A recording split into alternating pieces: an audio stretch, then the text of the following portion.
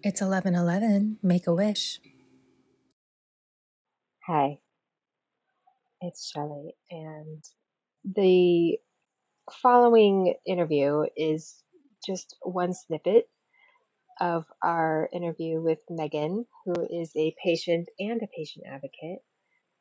You may hear some dog barking in the background. That is her service dog in training, Ella. Ella is the sweetheart. If you would like to help us get better sound, there's going to be a link at the bottom of the show notes. You can support us now here on Spotify or wherever you listen. The notes will have the link to take you to the place. Happy Ehlers-Danlos Syndrome and Hypermobility Spectrum Disorders Awareness Month. You're going to get 4 episodes this month instead of 2.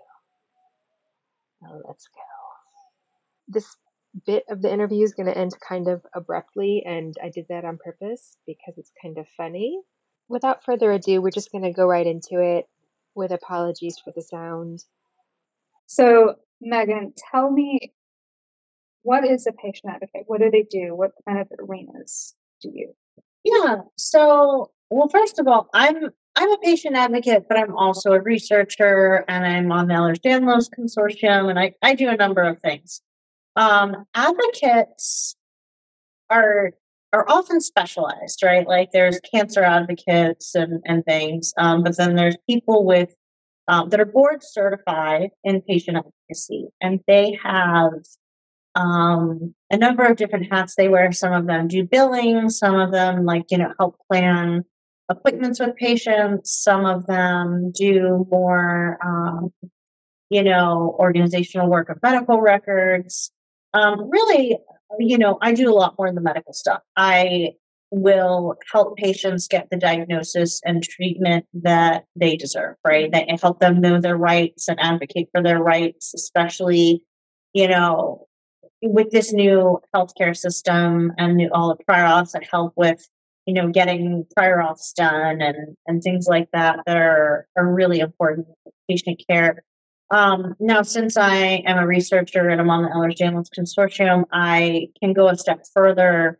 We made I wasn't on the team that made the 2017 criteria, but they make the criteria of how is EDS diagnosed, what types, and they're revisiting that for 2026 as well. But I wrote a paper on with a team about pregnancy, and pregnancy is something that when you have a pregnant woman, all of her doctors will usually stop treating. Mm-hmm. So we had to make a comprehensive paper that discussed how to treat EDS in all facets, so that when they had to refill medications, they would understand why, things like that. We were hoping to have, a comprehensive paper from even before conception to, early stages of childhood in terms of, we are almost. I think it's because. There's a lot. No, if I kind of want to put a on it, I know you do. I'm the one who does it. You're really great. We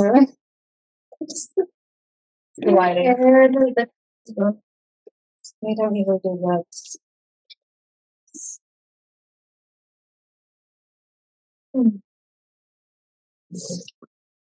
She's gonna be okay, Ella. She took some meds. Mm-hmm. Are you worried about mommy? The mommy's okay. Good. She is a good boy. She's been so good here. Mm-hmm. I figured she would. I've seen all your posts about. Yeah, she'll be shy. Okay. So, when I work with patients, I get to know them individually, and there's no one cookie cutter thing that I do for everybody, because everybody has different needs. Of course, I work with mostly Ehlers-Danlos. A lot of patients are autistic. They, a lot of people in general have problems with preparing for doctor's appointments, advocating for themselves at doctor's appointments. Some people are so traumatized by the medical system, they don't want to speak at all. Right. Or they're afraid to ask questions because they've been shut down before. Yeah. Believe it or not, it's so much bias. Doctors will see a patient and, they might believe them, but if there's somebody else telling the same story, they're more likely to believe it. If I'm speaking for a patient, they take me a lot more seriously than they take patients sometimes. And it's a travesty that, they take, more seriously if your husband or a male figure is in, and it's in a lot of ways, it's implicit bias. They don't mean to do it. They don't realize they're doing it. But it helps to, prepare for appointments with an advocate. We always, advocates are always available to people who can't afford us to. Like, I don't know an advocate who doesn't do pro bono. But it also can be a lucrative career where, some patients are charging $250 an hour for advocacy, right? So, it's really dependent on just us.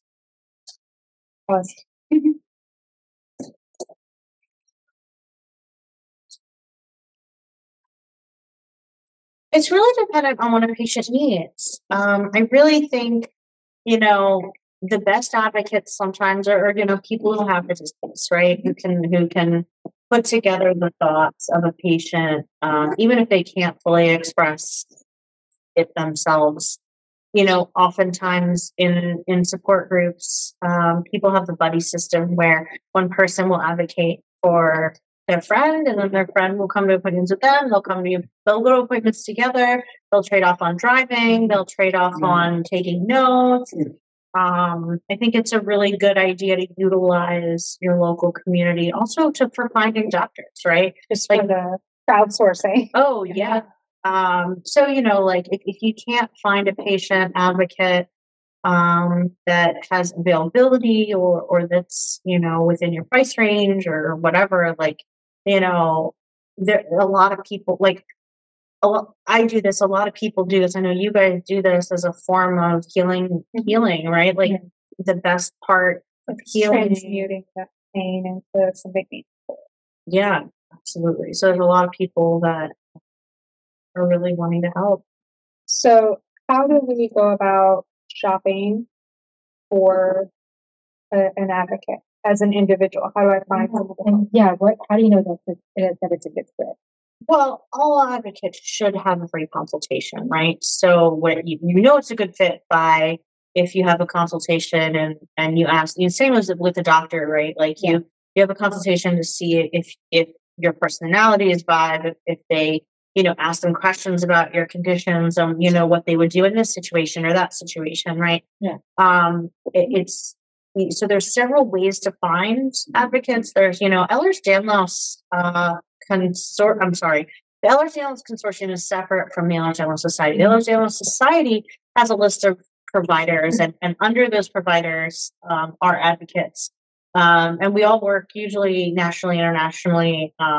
We do telehealth type of appointments where we do Zoom or phone calls or things. So there's lists there. Many of us have spoken at the conferences, so some people know of our names. But you can also go on the BCPA website and see all of the licensed, certified advocates. So it's board certified patient advocate. So you have to take a test to do education hours, keep continuing education.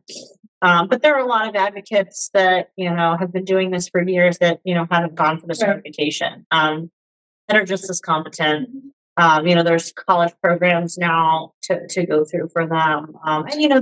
It's different when you have an advocate that works in a hospital system versus when you hire privately. They're external to the ACE system. Yeah. I mean, the ones that work in the hospital, oftentimes they can't help you as much, right? They can remind the doctors Because of they're your affiliated. rights. Yes. Right.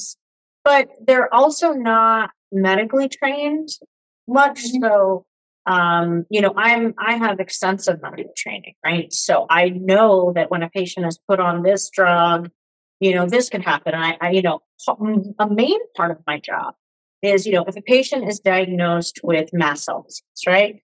I can, tell them what all of their treatment options are, the risks and the benefits, and they can decide what they want for their bodies. And I can help them talk to their doctor about what they want, right? What they want their treatment plan to look like. And it's a compromise between the doctor and the patient and what the doctor and patient are both comfortable with. Instead, a lot of patients just go into doctor's offices and say, oh, I have this. And the doctor says, oh, well, here's the treatment. And then they leave and they don't get the right information. They don't get the education about lifestyle changes. Try to be really holistic about You guys get that a lot? what? Fingernails bending back. Yeah. Oh my God. Yeah. Bendy nails. Bendy everything. Yeah. Sorry. I just was trying to adjust myself. Just moving. Just trying to live. God forbid we move and something happens. And that's the other thing, like telling doctors, like I was talking to a patient online the other day and she was saying, her shoulders dislocate umpteen times a day, right? Just like by just moving. But her doctor wrote in her chart that, she was doing it on purpose. And that other doctors refuse to see her because they think she's, doing something malicious. So really educating the providers, like what can actually happen in these patients, sending them the research that this is part of the disorder. This is not this patient making it up. This is not this patient doing it on purpose. Proper treatment, get this patient surgery. They're not just seeking pain meds, right?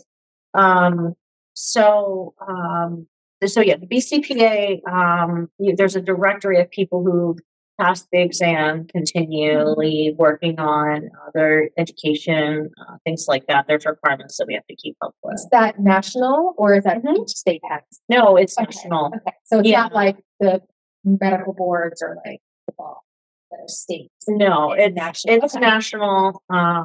And So it's, you're certified national. You can help anybody national. You said you help international. oh yeah, I mean, Awesome. but also you don't need, again, You don't need it, but I was but just trying to say, like, yeah, where- sure.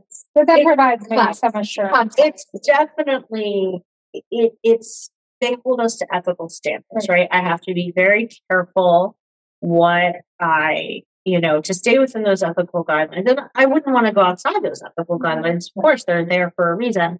So, as a consortium, member, I have additional knowledge and skills that I can help people, but I do that sometimes under consulting, not under advocacy, which is a little bit different of a role that I can have. So you worked with the consortium, so there's this like higher level of awareness. We work with individuals, like we can privately hire you as an advocate to come to appointments, help me plan my appointments, sort of.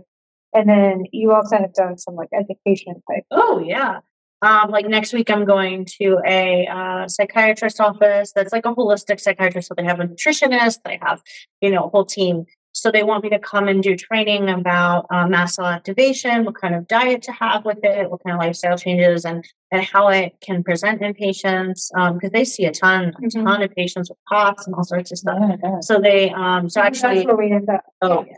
Well, I mean, that's the other thing is they think a lot of patients are crazy and send them to.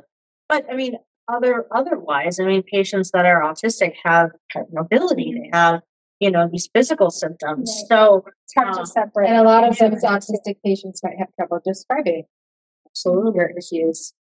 absolutely, Speaking for myself here. No. yeah. Well, and that's the thing, right? Is when you have autism, sometimes you can't read your body. So learning how to ground, learning how to listen to things is really important.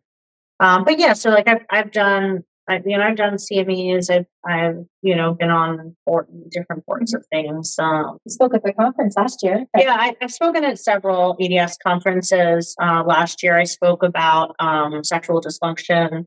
The consortium committee I'm on is the pelvic committee, and we wrote that pregnancy paper, and we're doing we have a lot of plans of all sorts of things that we're doing.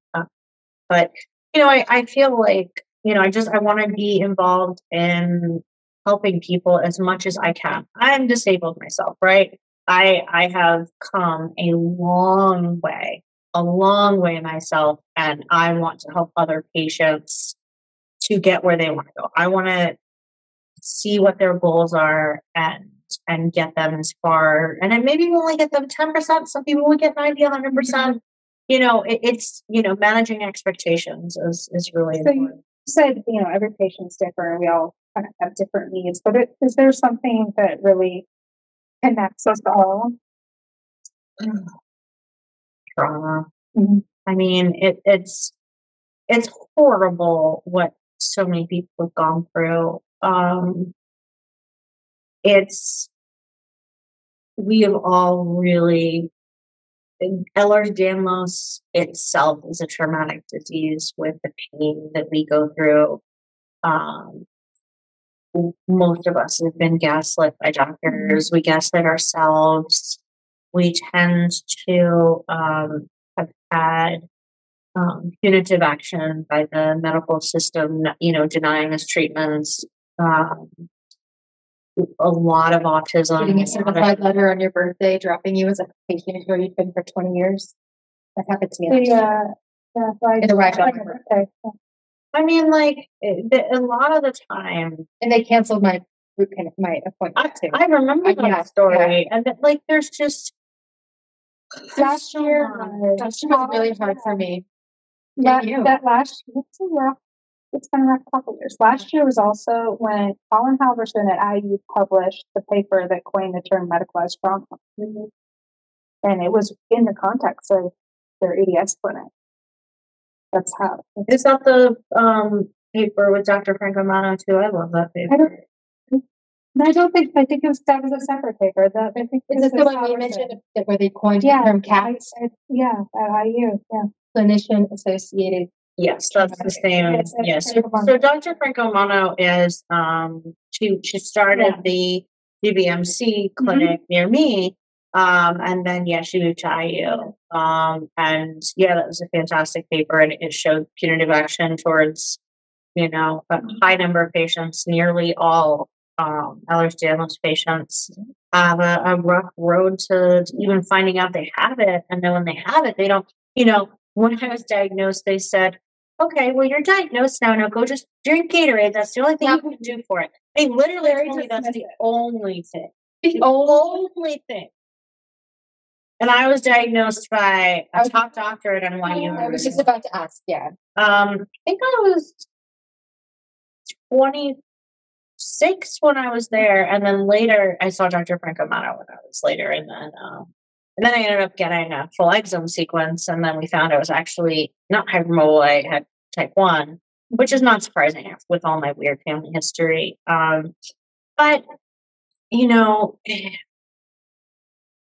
this is, people need to understand that the comorbid conditions sometimes are quality of life even more so. Yeah, and it's not just the EDS, it's mast cell activation is a huge part of why our connective tissue is so problematic for a lot of people. A big part of our pain and our daily life. Yeah. So you were relatively young for diagnosis. I didn't realize that. That's amazing. But I suffered my whole life. Yeah, obviously. I had really significant problems. They diagnosed me when I was with fibromyalgia when I was like 20. And I was like, no. You knew there was more to the story. Yeah.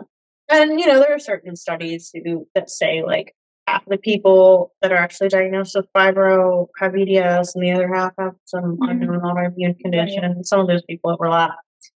But there's much more to the story than and we talked about this off camera, but a lot of people get all of these things after illnesses or vaccines or something that surgeries or puberty. There are a lot of activating events that people have.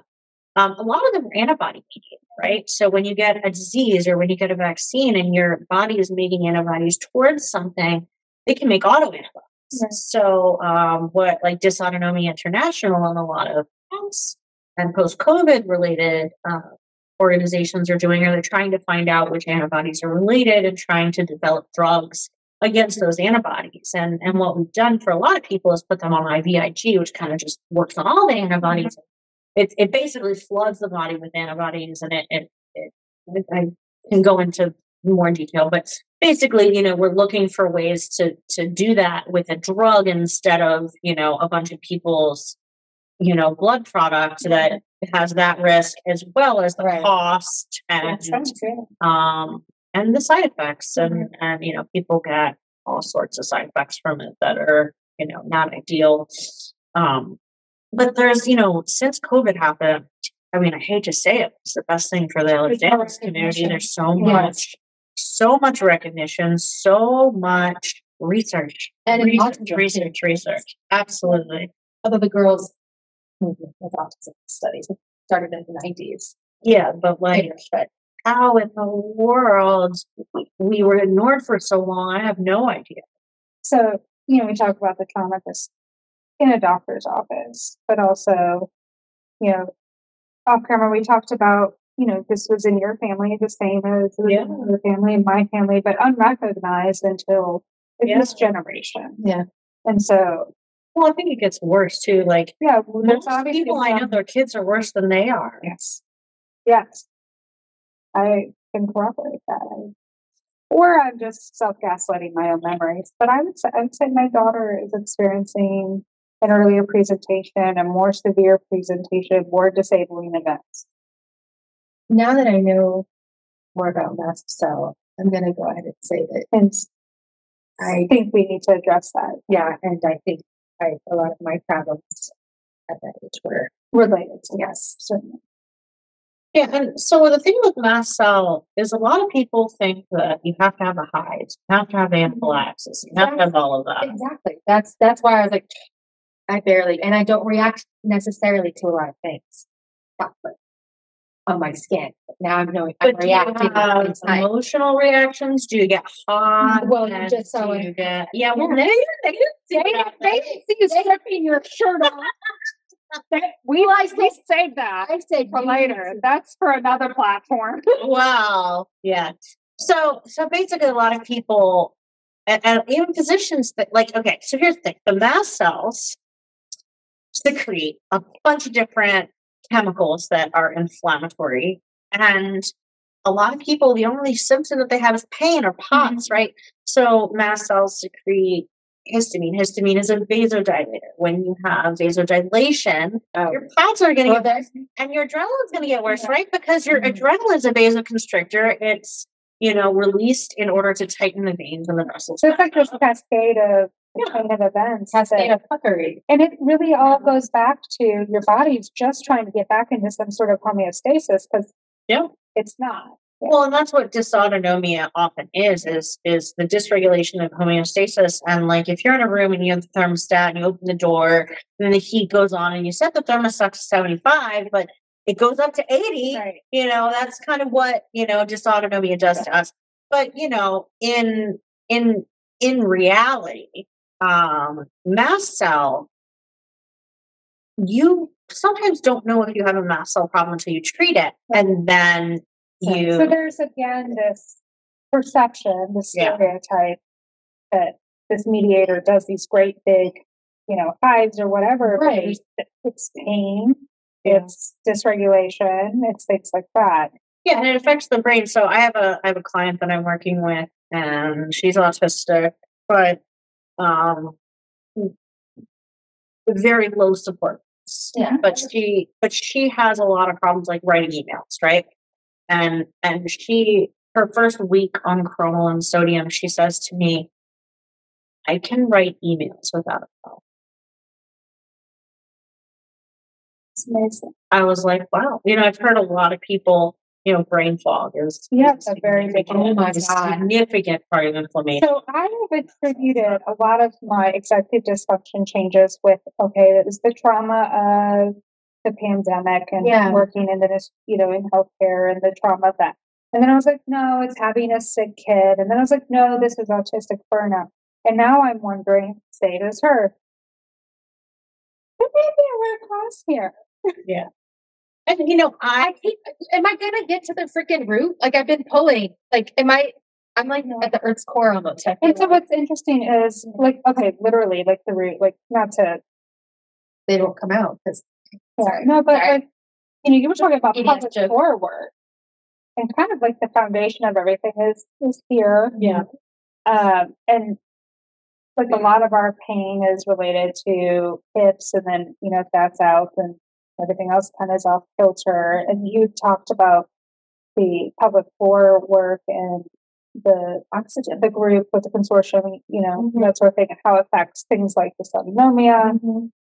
There's just not enough knowledge about how all these little things interact, and you know, the leg bone's connected to the hip bone. yeah. sometimes. So with the autonomic nervous system, there's parasympathetic and sympathetic fibers in different areas of the body. The bladder and pelvic floor is one area that has a lot of those fibers. So when you have a bladder infection or interstitial cystitis or anything like that, it might be triggering your sympathetic nervous system more, and you might only be exhibiting adrenaline rushes from that symptom. And you know, so we have this proprioception. Yeah, we may absolutely. miss the rest of this. Will you sometimes use a full bladder to motivate? And not to be really on topic, but all of a sudden, I have a full bladder. I've been completely, and leave this, don't cut it. I've been completely disconnected from this because I'm focused. Yeah. I'm going to pee my pants. I don't Go pee. Go so, pee. So y'all can continue. As Marilyn would say, go piss, girl.